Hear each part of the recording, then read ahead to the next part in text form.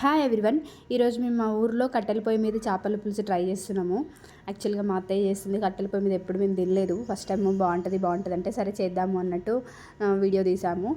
ఎలా వస్తుంది అనేది చూద్దాం. ఇప్పుడు అల్లం వేసింది కదా, అల్లం ఏంటంటే మా అత్తయ్య ఎప్పుడైనా అప్పటికప్పుడే నూరు వేస్తుంది. నాన్ వెజ్లో అల్లం స్టోర్ చేసిన అల్లం వేయదు.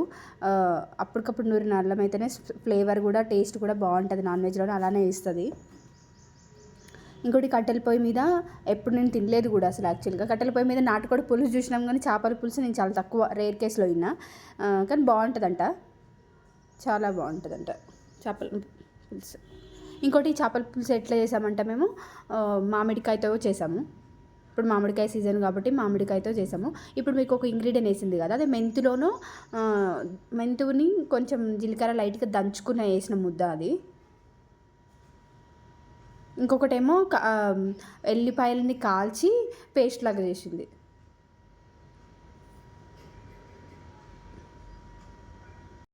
కట్టెల పొయ్యి మీద చేయడం అంటే చాలా నార్మల్ విషయం కాదు అసలు. చాలా వేడి వస్తూ ఉంది. అప్పట్లో ఉన్న వాళ్ళు ఎలా చేశారో ఏమో. ఇప్పుడు గ్యాస్ చేయడం వల్ల మనకేం తెలియట్లేదు. ఫస్ట్ టైం మనం అంతా వేడి ఇట్లా బాడీకి వచ్చేస్తుంది. కొంచెం దూరంలో ఉన్నా కూడా వచ్చేస్తుంది. ఇప్పుడు కారం వేసింది. కారం కూడా మేము ఊర్లో పట్టించిన కారమే. కారం అంత కలర్ కారం వేస్తే కూడా కూర అనేది చూడడానికి కూడా చాలా బాగుంటుంది, మంచిగా ఉంటుంది ఫ్లేవర్ కూడా. ఎప్పుడైనా కారం అనేది రెడ్ కలర్ మంచిగా ఉండేదే వేయాలి. ఆయిల్ ఎవరికైనా కావాల్సినంత వేసుకోవాలి. ఎక్కువ తినేవాళ్ళు ఎక్కువ, తక్కువ తినేవాళ్ళు తక్కువ చూసేసుకొని వేసుకోవాలి.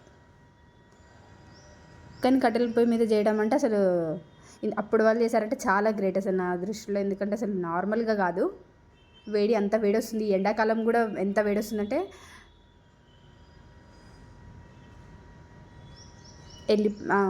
ఇందులోనే తాలింపులోనే పుదీనా కొత్తిమీర కూడా వేసేసింది అత్తయ్య. ఎందుకంటే తాలింపులో మగ్గితే ఫ్లేవర్, పుదీనా తాలింపులో మగ్గితే ఏమైందంటే కొంచెం ఆ ఫ్లేవర్ కూడా మరి ఎక్కువ రాకుండా ఉంటుంది.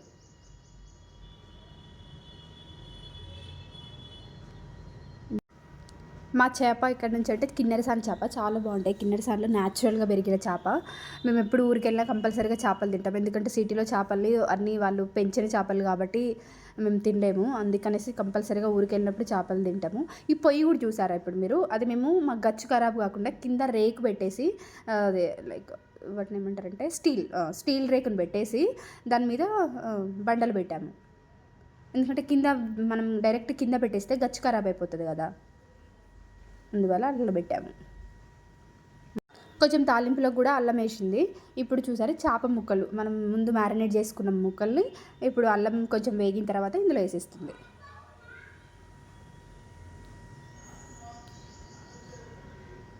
కట్టెల పొయ్యి మీద చేపల పులుసు చేసాము. చేపల పులుసు అయిపోగానే నాటుకోడి కూడా చేసాము. సండే కాబట్టి ఈరోజు 2 ఉన్నాయి మా ఇంట్లో స్పెషల్. కాబట్టి నాటుకోడి కూడా వస్తుంది వీడియో మీకు. చేతితో కలిపితే చేపలు అనేవి చితికిపోతాయి అనేసి ఇట్లా కొద్దిసేపు ఇట్లా ఇప్పుడు మా అత్తయ్య ఎలా తిప్పుతుందో అలా తిప్పుకోవాలి. చేతితో పెట్టడం వల్ల గంటతో పెట్టడం వల్ల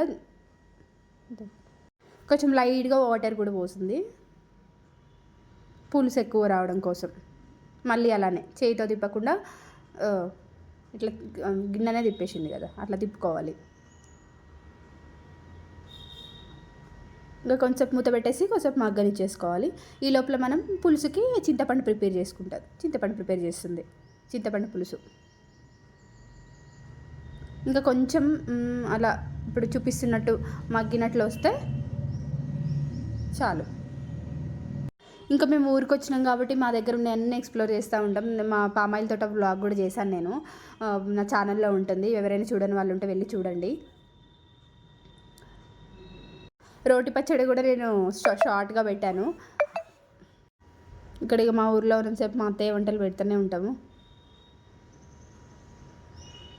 పులుసు పోసేసి ఇంకా తిప్పేసింది లైట్గా. మళ్ళీ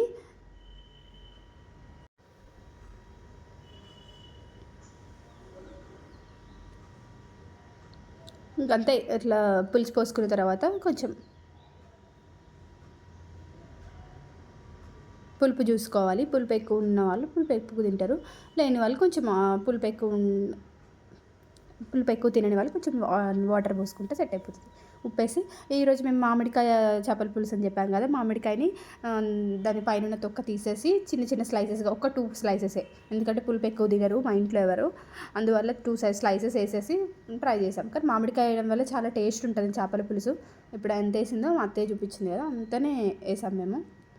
జస్ట్ వేసేసి అట్లా మగ్గుతుంది అందులోనే, పులుసులోనే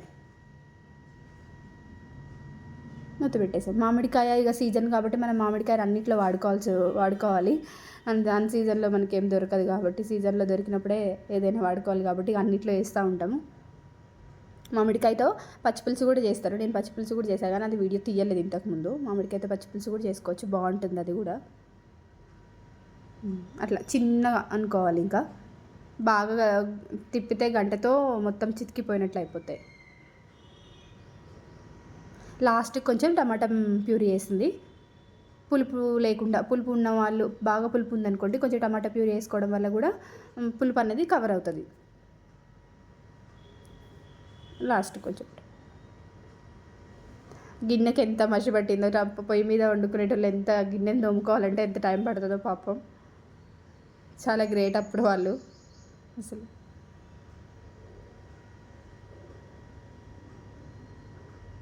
లాస్ట్కి కొంచెం మెంతు పొడి లైట్గా, ఆల్రెడీ ఇంతకుముందు మెంతులోనో జీలకర్ర ముద్ద వేసింది, తర్వాత మెంతు పొడి, మెంతు పొడి ధనియాల పొడి లాస్ట్కి కొంచెం కొంచెం వేసేసుకోవాలి. లైట్గా కొంచెం మళ్ళీ ఒకసారి తిప్పుకోవాలి. కన్సిస్టెన్సీ చూసుకోవాలి మనకి వచ్చిందా, పులుసు బాగా వచ్చిందా లేకపోతే చిక్కగా అయిందా, బాగా నీళ్ళు ఉందా అనేది కన్సిస్టెన్సీ చూసుకొని లాస్ట్కి కొత్తిమీర వేసుకొని అయిపోయినట్టే, చేపల పులుసు రెడీ.